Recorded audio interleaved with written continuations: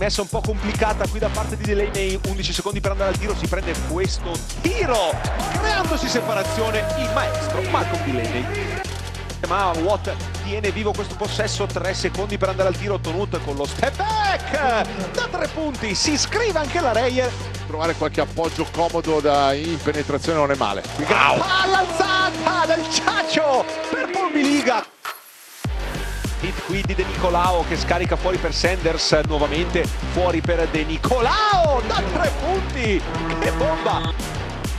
Andrea De Nicolao, 8 secondi per andare al tiro, il blocco di Ekodas si apre per il tiro, qui Mazzola riceve, spara con l'Umana Reyer Venezia. Il pallone adesso per Devon Hall che va fino in fondo, trova i 2 punti di voglia. Cambia poi con Devon Hall, blocco di Heinz, prima per Hall, poi proprio per il Ciaccio, pick and roll qui che vale 2 punti e potrebbe valerne 3. Quest'ultimo possesso di quarto riceve proprio l'ex di questa partita che dà una gran palla per Tariq Phillip da 3 punti, prova a svegliare un po' la Reyer. In nazionale arriva poi Watt che si accoppia con lui, Tonut contro Melli, 1 secondo per andare al tiro, Nick Melli! Tender su Ricci, alla fine arriva il lob proprio per l'ex virtussino, lo scarico poi di Melli per l'extra pass per Malcolm Delaney. Riceve Day che va da Tonut contro Mitoglu, rientrato in campo poco fa, Stefano Tonut.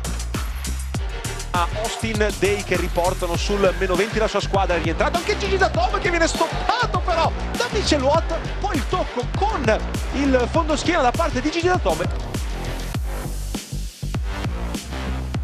Qui grandissima palla recuperata di squadra di Milano, poi lo scambio per Devon Hall sulla palla del Ciaccio Rodriguez, per Devon Hall, Datome con il passaggio sotto per Mitoglu che si prende senza problemi questo tiro, lo mette, palleggio ancora per Victor Sanders, fuori per Alampopoulos che ha tirato tanto e non ha praticamente mai segnato da 3, questa volta invece va dentro.